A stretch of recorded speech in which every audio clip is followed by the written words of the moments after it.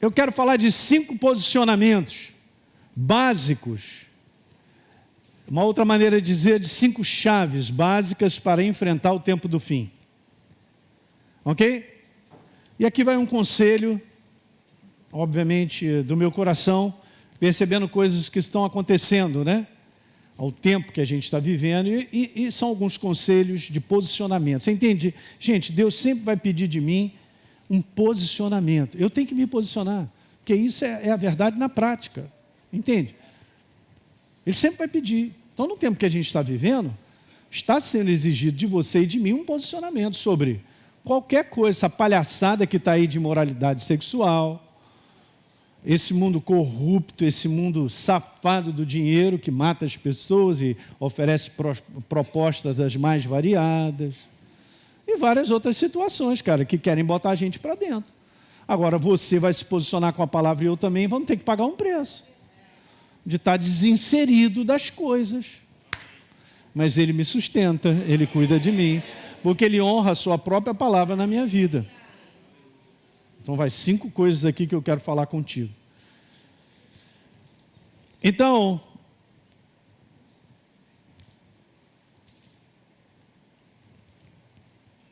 primeiro, vou já logo lançando, passar as passagens que a gente já leu aqui, algumas. Primeiro, para a gente adiantar aí. Eu preciso despertar no Espírito para reconhecer o momento que a gente está vivendo. Por incrível que pareça, em relação à vinda do Senhor, está escrito que Ele virá como ladrão, porque você não espera o ladrão. Mas também está escrito que aqueles que o conhecem, andam com Ele, não será para nós assim. Para o mundo será. Mas pode se tornar uma vinda de ladrão para aqueles que não percebem o tempo que estão vivendo. Pastor, esse tempo que você está falando, aí Jesus, está todo mundo falando sobre esse negócio de Jesus, vai voltar, tem 2000 anos que Ele está falando, é isso aí. A gente ouve muita gente, não, pastor, você está causando medo na igreja. Era medo ou a gente precisa se preparar? As 5 que levaram azeite e extra, todas elas dormiram porque tiveram que perseverar. De repente vem um noivo. Quem tem azeite não vai ser como um ladrão. É incrível, gente, mas olha, Mateus, rapidinho, eu passo essa passagem só para você entender. Jesus entra no templo, expulsa lá aquela galera. Eu vou passar rápido para a gente andar rápido também. E aí Jesus fala, cara, o que vocês estão fazendo com a minha casa? Não, eu estou lendo 24, 37, não é isso? Tá. Assim como foi no dia de Noé, também será a vinda do Filho do Homem. Ok, então vamos lá, 38. Porquanto assim como nos dias anteriores ao dilúvio, comiam e bebiam, casavam e davam-se em casamento. Rotina, né? Rotina do mundo, todo mundo está vivendo. Até ao dia em que Noé entrou na arca. E não perceberam. Senão, quando veio o dilúvio e os levou a todos, assim também. Olha como Jesus compara. Assim também será a vinda do Filho do Homem. Então, Jesus está falando de uma percepção, uma sensibilidade. Da mesma forma, Ele está nos ensinando a não vivermos despercebidos, ou insensíveis ao tempo em relação à sua vinda. Porque isso nós vamos reconhecer, está escrito. Tanto é que em Lucas 21 diz lá assim, cara, quando você perceber tudo isso, levante o seu rosto para o céu, porque a tua redenção se aproxima. Aí ele fala, vigia, Elinho, mantenha a vigília. Ó, que legal. Uau. Alguém pode dizer, está fazendo o quê? Está olhando para o céu? Mas há algo no nosso coração que se move em termos de sensibilidade. Percepção ou sensibilidade é algo do interior. Não é uma percepção meramente humana. Nós temos que pedir ao Espírito Santo para dar um start nisso aí e aumentar isso na nossa vida. Infelizmente, a maior parte da igreja vive de maneira bem natural, como se nada tivesse acontecido ou está para acontecer. Não pode ser assim.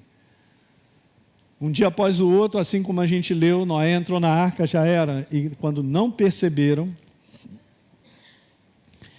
o apóstolo Pedro diz assim, ó, tendo em conta antes tudo que nos últimos dias... bora ali. Tendo em conta antes, nos últimos dias, últimos dias, virão escarnecedores, com seus escárnios, andando segundo as próprias paixões. Que carta é essa, cara? É um bálsamo. Essa carta, eu vou te falar. É uma carta firme contra os falsos, hein? Pode ler essa carta. E dizendo, onde está a promessa da vinda? 3. Estou no 4. Então vamos lá. Onde está a promessa da vinda? Desde que eu sou criancinha, meu avô fala que Jesus vai voltar. Ok. Porque deliberadamente, 5, esquecem que de longo tempo houve céu, bem como terra, surgiu água, através da água a palavra, a qual veio aparecer o mundo daquele tempo afogado em água. 7. Ora, os céus que agora existem e a terra, olha como está escrito, pela mesma palavra, têm sido entesourados para o quê? Incrível, hein? Para o fogo. Estando reservados para o dia do juízo, da sua vinda. E destruição dos homens ímpios. Não retarda o Senhor a sua promessa. Como alguns a julgam demorada, pelo contrário, Ele é longânimo. Ele tem paciência, não querendo que ninguém pereça, que todos cheguem ao arrependimento. Ele está dando tempo para a galera, cara, se arrepende. Virá, entretanto, como o quê? Como ladrão. De maneira inesperada, o dia do Senhor, no qual os céus vão passar. Meu Deus, olha aí o que vai acontecer. Isso aqui que ele está descrevendo é aquilo que a gente leu em Mateus 24. O sol não dará sua claridade, a lua, né? Escurecerá, as estrelas cairão do firmamento, poderes, cara, do céu, cosmo, um negócio doido, os céus vão passar, olha como está escrito. Mas Paulo fala assim em 1 Tessalonicenses, gente, eu estou lendo escritura em cima de escritura, aleluia, é a Bíblia mesmo, para dentro, na veia, está tudo escrito. Irmãos, relativamente aos tempos e às épocas, não há necessidade que eu escreva, porque vocês mesmos estão inteirados com precisão de que o dia do Senhor vem como o quê? De novo. Bom, Paulo e Pedro falando sobre isso. Ladrão para o mundo, não para nós. Mas vocês não estão em trevas. Para que esse dia não apanhe a gente o quê? Porque vocês todos são filhos da luz, filhos do dia. Nós não somos da noite, nem das trevas. Assim, pois, o quê? Cutuca o teu irmão, ele está dormindo. Como os demais, pelo contrário. Jamais. No conteúdo não está desapercebido. Pensibilidade, sensibilidade, percepção. E reconhece a condição do tempo em que a gente vive. Pastor, é resultado de quê? Está escrito. É resultado de uma pessoa viva em comunhão com o Espírito Santo e a palavra. Se não houver isso aqui, não haverá percepção ou sensibilidade. Uau! Então a minha busca interfere na minha sensibilidade? Total, cara. Você perceberá coisas que é do Espírito, porque você tem comunhão com a pessoa viva do Espírito e a palavra. Diga aleluia. De maneira pessoal. É demais isso, gente. Deixa eu falar, olhem para mim, vou tirar o óculos. Você é o queridinho de Jesus. Ninguém toma posse, não? Tu acha que ele não vai te dar sensibilidade para reconhecer?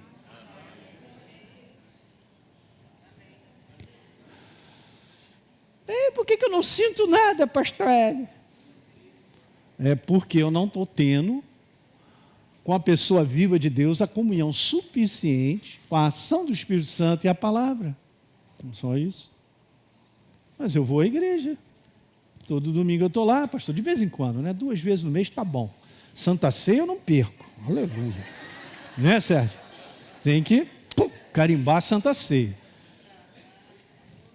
Mas hoje, de um modo geral, as pessoas estão pensando assim. Eu já falei para todos aqui da igreja, falo isso com carinho, com amor, mas não convence para mim esse negócio, você está na escala uma vez por mês e só aparece na igreja uma vez por mês.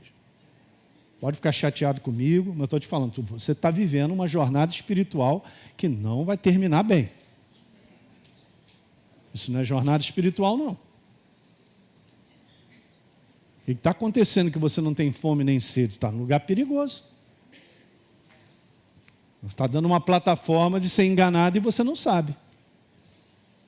É mais sério do que você imagina. Pastor, eu vou ficar ofendido. Olha aí. Já começou a base. Vou sair da igreja. Está desmerecendo o meu trabalho, o meu serviço. Eu não estou desmerecendo nada, cara. É maravilhoso, porque o próprio Espírito Santo põe no teu coração e no meu servir a igreja. Eu estou aqui servindo nessa tarde, esse dia inteiro, vocês. Mas não caia nessa cilada de não cuidar da sua vida espiritual. Eu quero te falar, se você cuida da sua jornada espiritual, você está aqui toda reunião. Você sente fome, sede. Participa de conexão, tal, quero mais. Esse negócio de estar na escala e aparecer uma vez por mês, sorry, está muito mal. Eu tenho que te falar, eu como pastor, eu tenho que te falar, porque se eu não falar, depois o anjo me cobra. Avisa ele que essa jornada não está boa, ou ela, né? Não é assim que funciona, gente. Você não é religioso. Você anda com a pessoa de Jesus todo dia. Se você andar sensibilidade, vai brotar. Você vai ficar ligado. Segunda chave. Então, primeira qual é mesmo? Vou lembrar. Despertar no espírito para reconhecer o momento que nós estamos vivendo. A segunda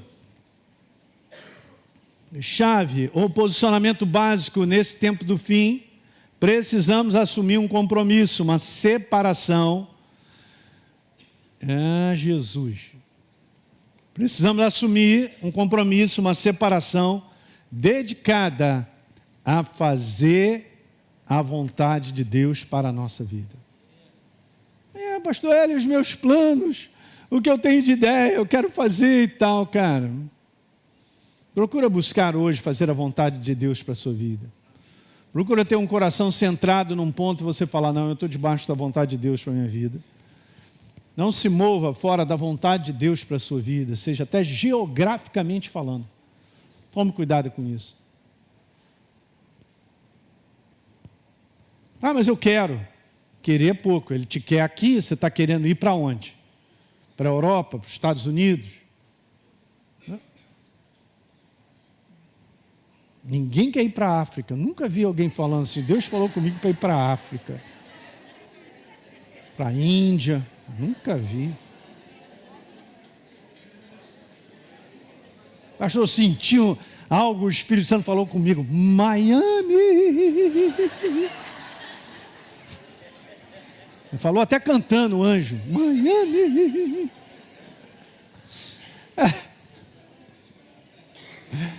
Uhul. E, gente, a gente cai em cada cilada, cara, em forçar a barra de vontades e desejos, jogar para cima de Deus. Não faça isso. Anote aí que é importante isso. Anote. Deixa Deus dissolver a minha vida. Dissolver. Sabe aquele negócio de efervescente? Sou eu, vontade, desejo. Pum, jogou no copo.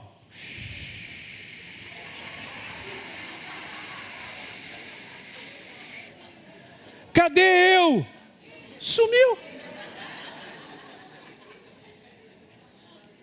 Pastor, não estou gostando.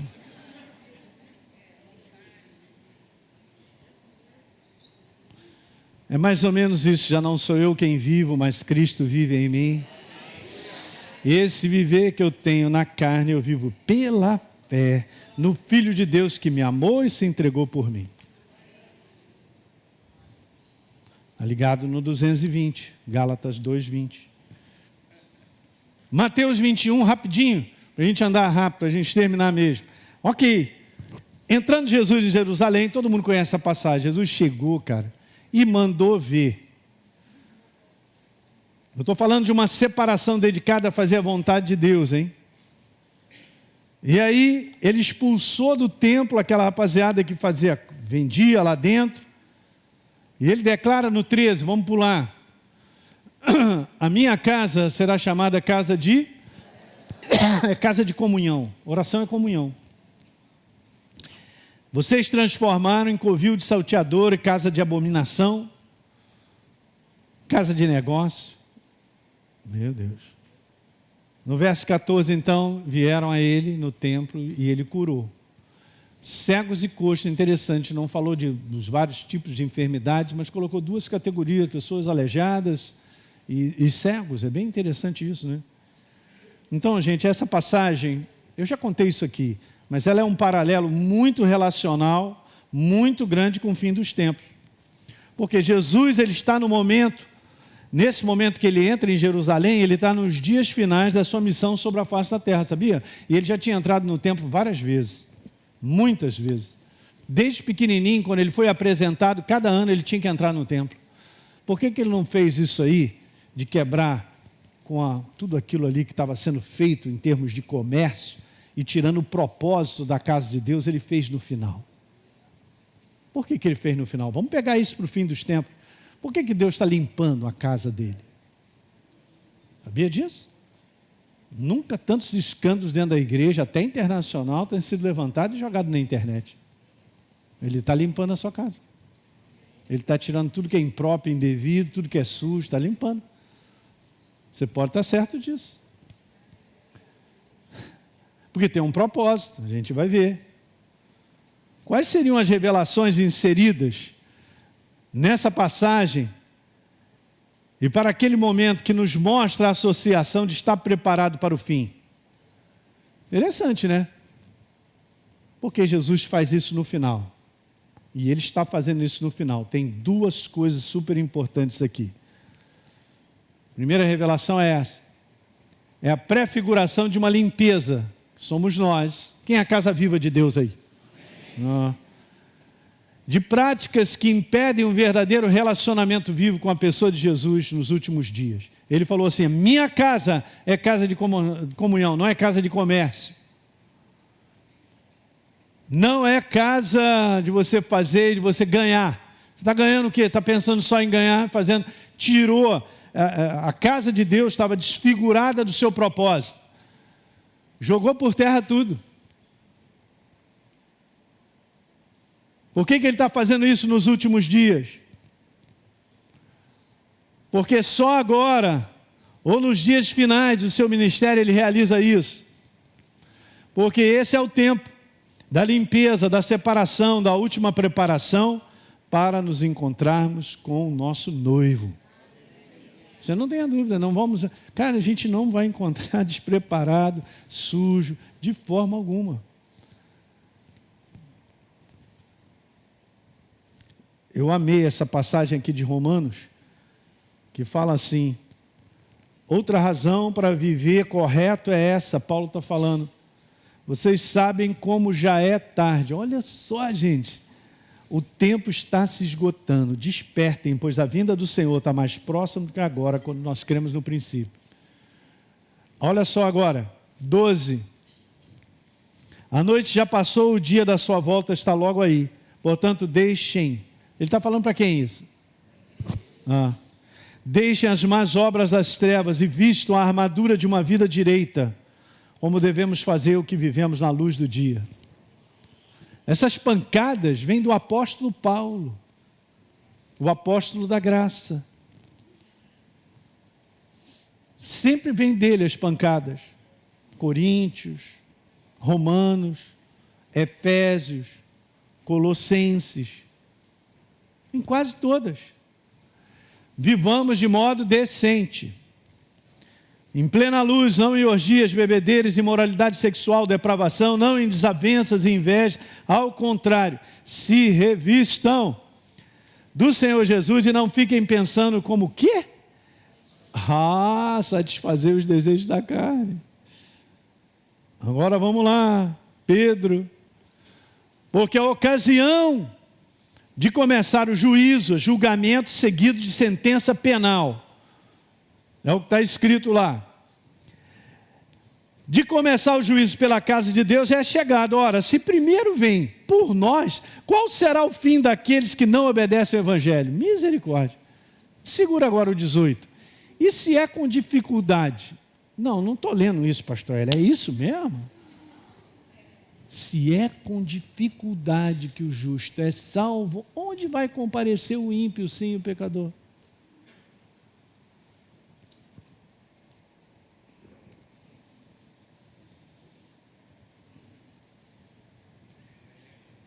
Verso 19.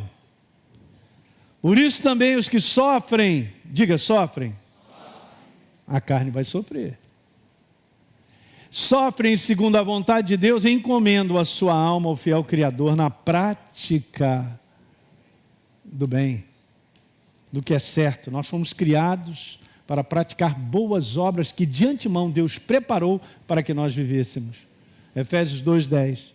A segunda coisa ali, que tem de revelação naquilo que Jesus faz, existe uma ordem de preparação para que a glória de Deus se manifeste.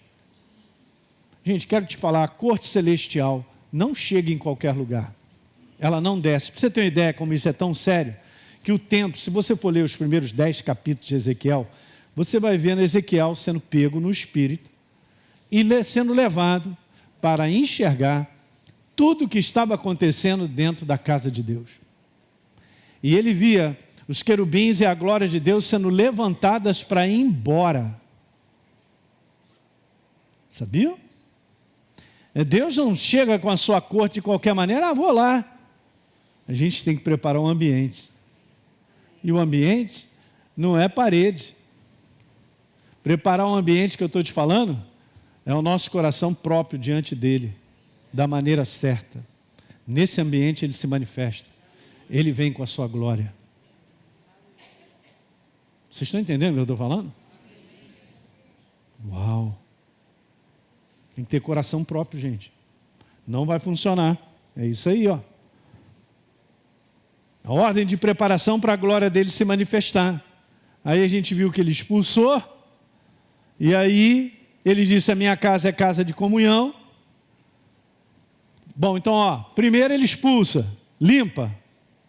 Aí ele declara, minha casa é casa de comunhão, hein? Beleza, então agora ele começa a se manifestar. Olha que interessante. Olha a ordem. Alguém está enxergando a ordem que foi feita? Esse verso não foi o primeiro.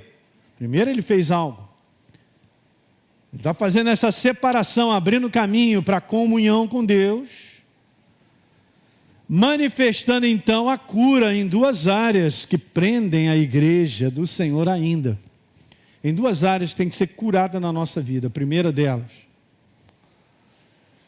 A primeira está falando dos coxos, aqueles que usam muletas, falam de dependência. É assim mesmo. Deus sempre vai pedir de mim a dependência dEle. Não prepara a sua vida, deixa Ele preparar. Não dependa de você, você depende dEle. É isso aí. Esse é o simbolismo do coxo, que anda de muleta, que depende de si mesmo. Jeremias capítulo 17, a partir do verso 5, depois você ler em casa, fala sobre isso. Aquele que depende de si mesmo e confia na força do seu braço, é como um arbusto num deserto, cara. É demais. E a segunda, quando ele fala de cego, ele está falando sobre falta de visão, de percepção do que precisa ser visto. Um cego não enxerga, é óbvio, pastor Hélio. Então preste atenção, fala de cura à cegueira. Que cegueira é essa que não me deixa enxergar? Orgulho, arrogância, soberba. É isso aí. Terceira chave, estamos acabando, hein?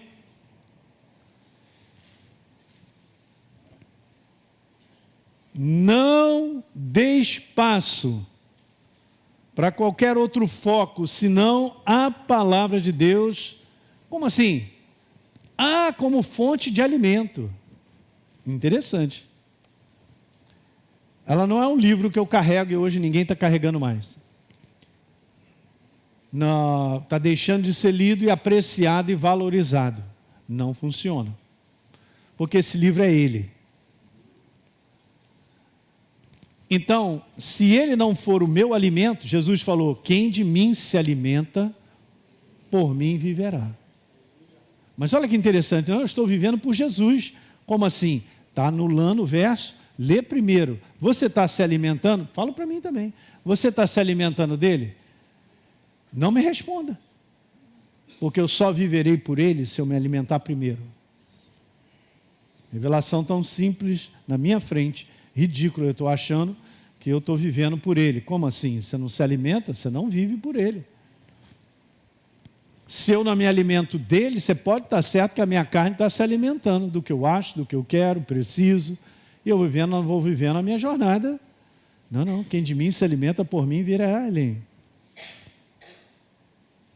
2 pontos simples. Primeiro, é a nossa real e única necessidade de espírito. Diga amém a isso. A pergunta é, eu tenho consciência disso como foco de vida?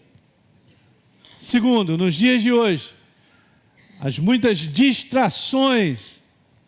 Meu Deus!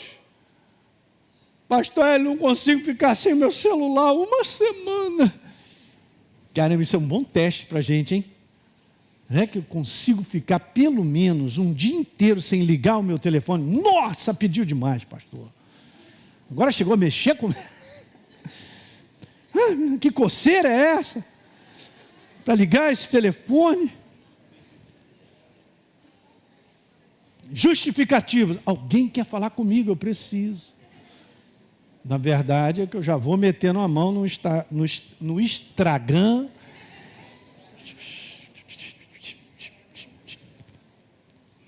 Cara, essas distrações são terríveis para tirar de mim, de você, a fome de Deus. Estou falando, hein? Muitas distrações têm por finalidade tirar de nós o vigor espiritual de sermos edificados na palavra. Olha só que interessante que eu vou te falar, simples assim. Você só põe para fora aquilo que você tem colocado para dentro. Que palavra, pastor! Uau! Até mesmo fisicamente. Agora tem sido despertado e ir pela manhã, desde também, né, desde? Então foi embora aquilo que entrou outro dia. Aí é interessante, né? Eu só. Hã? Deise, mas o intestino está funcionando bem, já de manhã. Já está funcionando, né? Ô, glória, né? Eu tenho testemunhas aqui que funciona de manhã. Quem funciona de manhã o seu aí? Ah, glória, olha aí. E várias vezes. Fica tranquilo. Isso não é motivo de vexame, né? De orgulho.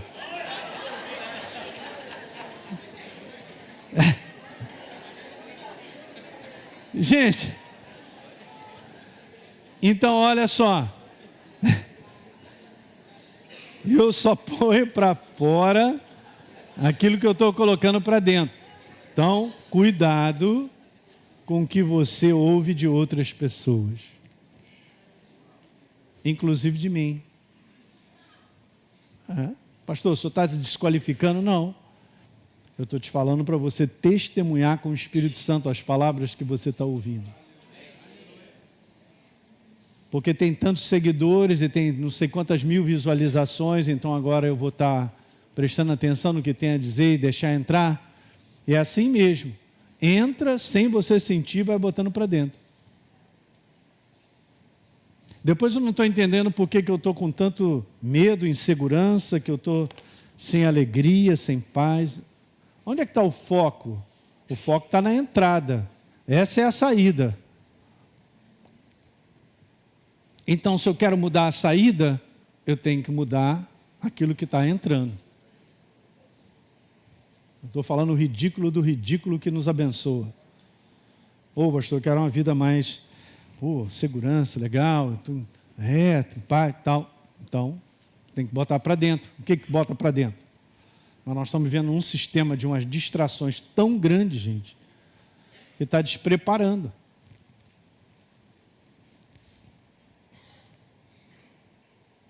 Você fica ouvindo uma pessoa briguenta, provocadora, daqui a pouco você está igualzinho.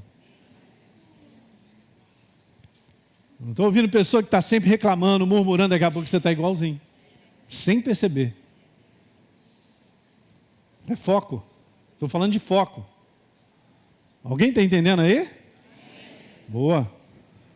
Como feliz é o homem que não segue o conselho dos ímpios. Você já conhece, já está dizendo que ele é feliz. Eu estava pensando sobre isso. Tem uma outra palavra aí que tem inserido nesse conteúdo de feliz, é abençoado. Então a bênção de viver dessa maneira é uma consequência de algo que ele vem fazendo. Ele abandona, ele não segue o conselho, não fica prestando atenção em besteira. Mas antes, a satisfação dele está nessa fonte que ele se alimenta. Olha lá, de dia e de noite ele medita. Então ele é como árvore plantada junto às águas. Ele não faz força para ser assim. Ele não faz força para dar fruto. No tempo certo dá, não murcha, tudo que ele faz prospera. Olha aí, ele não faz força.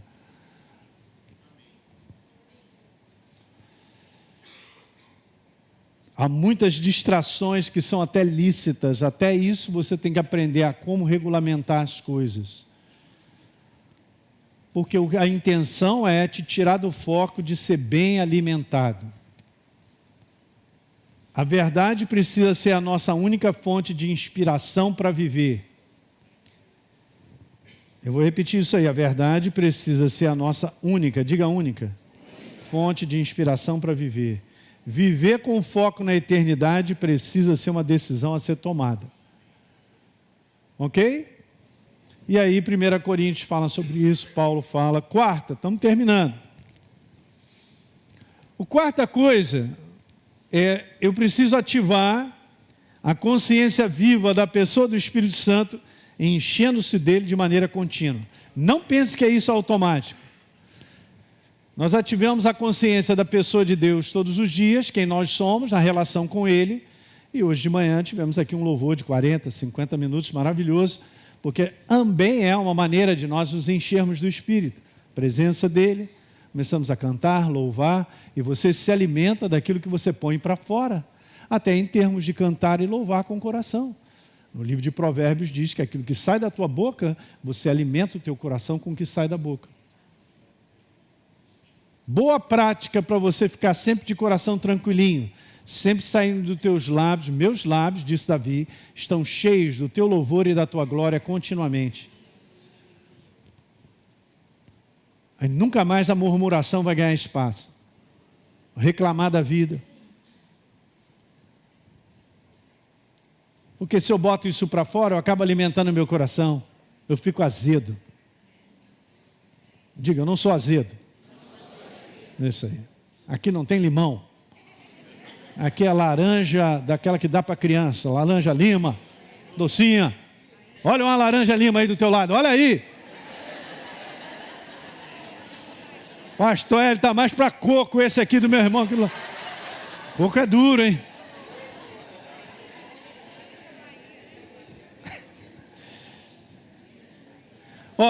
Ele é uma pessoa que habita em mim para a eternidade. Não vamos usufruir disso? Fala aí, gente. Temos que usufruir. Mistério tem que crescer da sua relação com Ele. Você não está sozinho, abandonado, largado, rejeitado. Estamos misturados com Ele. Então vamos embora. Aquele que se une Sabia que essa palavra ali no original é isso aí, ó, está cimentado, cara? Tem jeito não.